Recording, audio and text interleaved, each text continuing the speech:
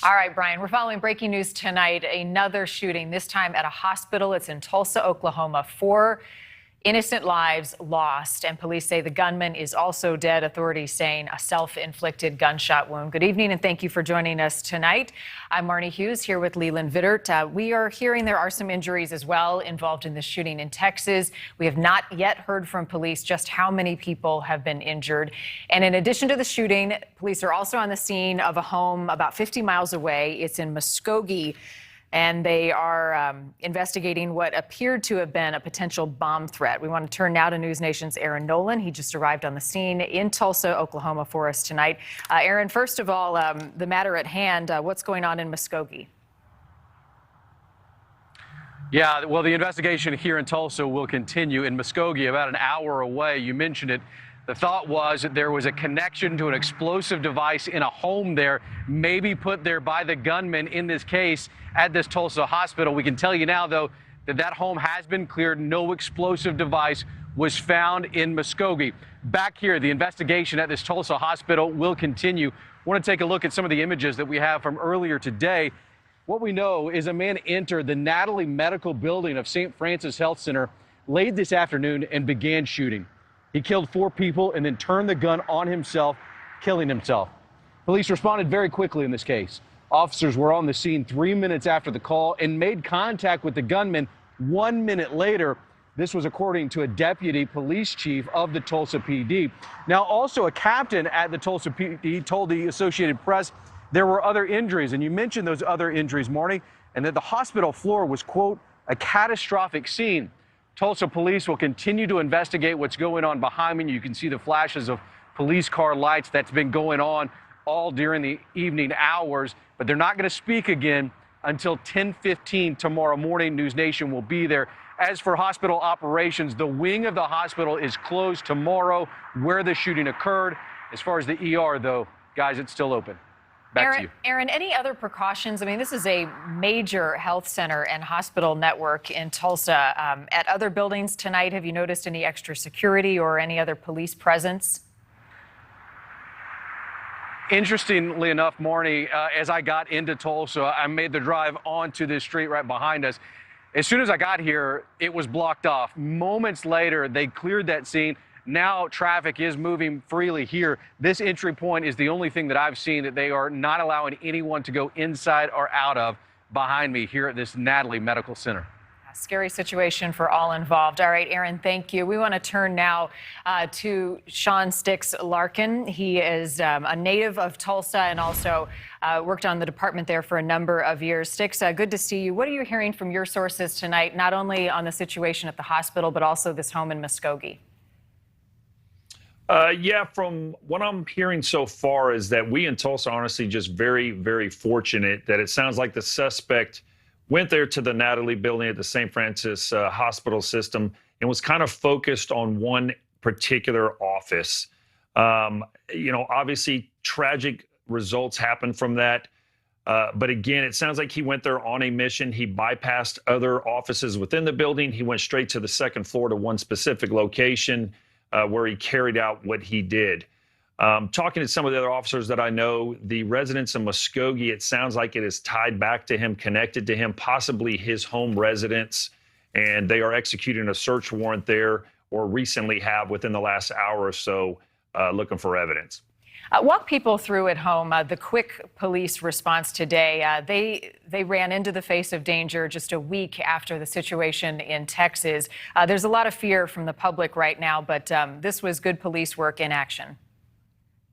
Yeah, absolutely. Listen, I was a police officer here for almost 25 years, just recently retired. Very proud to have been a member of the Tulsa Police Department. Obviously, there's a lot of conversation right now about law enforcement's response to active shooters based on what's happened in Buffalo and obviously down in Texas last week.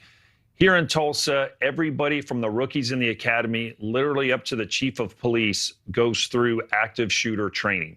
The cadets in the academy just recently went through it. We have what we call in-service training throughout the year for the officers. It's discussed at squad meetings for this very type of scenario. We pray we never have to use it, but it's not going to be the SWAT team that shows up and handles this type of call. It's going to be the young patrol officer. It's going to be the detective, that's close by responding to something else.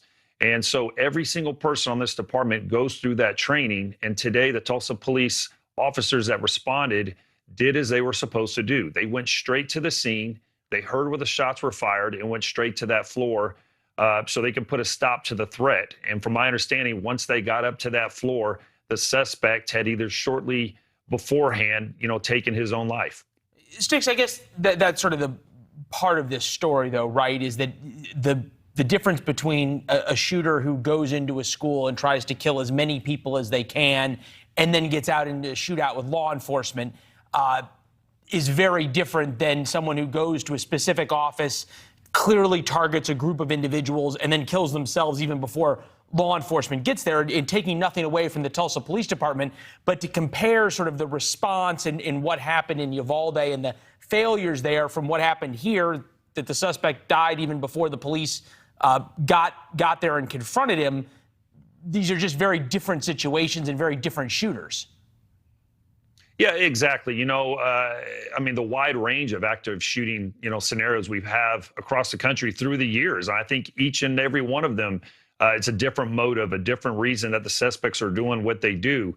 And that's probably, one of the things that's kind of difficult for law enforcement. There's not just one clear type of scenario that you're going to respond to. So you try to train, hey, if there's an active shooter that happens at a school, at the mall, in a restaurant, in a hospital like this is what we're going to do when we respond to it.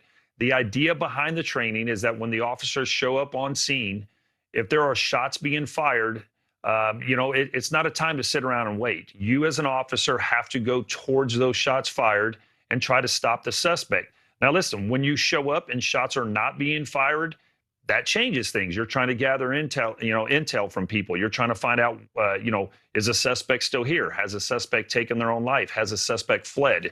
And so it's very, very different here on Tulsa, today, regardless. The officer did show up. They heard the shots fired, and they went towards where they believe the suspect was. Sticks, how often after situations like this, even the one in Uvalde last week, are law enforcement from different agencies in different communities in different states communicating with one another about lessons learned, what we did right, what we did wrong, so that every department everywhere can learn from how different so many of these situations are?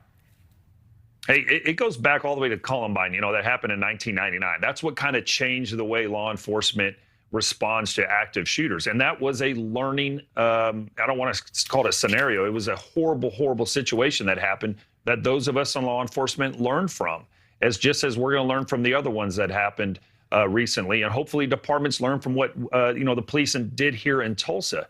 But it is so important to share this information and the online training that goes on, the conferences that officers can attend across the country. I know our chief here in Tulsa, Wendell Franklin, who's a close personal friend of mine. We went through the academy together. He was actually not in Tulsa today. He was at a major city chiefs conference as this was happening, and he was literally speaking about the rise in violent crime when this happened in Tulsa. So even at that level of department heads, they're out there sharing information. Hey, here's what works in our city. This is how we're doing things, and so forth. Yeah, critical to share that information on another sad and somber night with 4 lives lost. The investigation continues. Sticks, we appreciate you, as always, coming on, giving us your perspective. Law enforcement have cleared that scene, but the investigation begins now into the motive, why that man was there, and also the victims tonight. Yeah, we'll figure out probably victims' names tomorrow. Police at 10:15. For the news conference. Thank you for watching. Go to newsnationnow.com to find News Nation on your television provider. And don't forget to click the red subscribe button below to get more of News Nation's fact-driven, unbiased coverage.